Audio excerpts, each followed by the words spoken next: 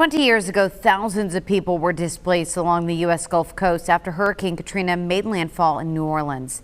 The storm caused the levees to break, killing nearly 1,400 people, leaving 80% of the city underwater. Tonight, a story of resilience 2 decades later. Madison Gaffner introduces us to a couple from Metairie, Louisiana, who found a brand new life in Arkansas, one built on family, community, and music. Madison, after leaving everything behind, what did they discover here?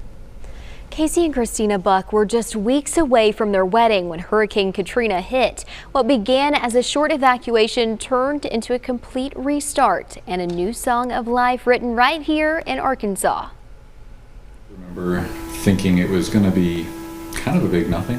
But that nothing turned into everything. The Bucks left Metairie, Louisiana thinking it would be just a few days away. We left for what we thought was a long weekend. Instead, that weekend struck a new chord, one that would forever change their lives. Their wedding just weeks away was suddenly uncertain. You know, there was the questions of where we're going to have this. Do we go ahead and plan and do something here in Arkansas, or do we wait and do what we had planned? When they returned to New Orleans weeks later, the devastation hit a somber note. Then it took us 6 hours to get from Baton Rouge to Laplace, which was a 30-minute drive. Yeah, it was just nonstop people trying to get into the city. Their original venue sat under 8 feet of water, so they started over in Arkansas, where music became both their livelihoods and their healing. Kristina now teaches at UALR.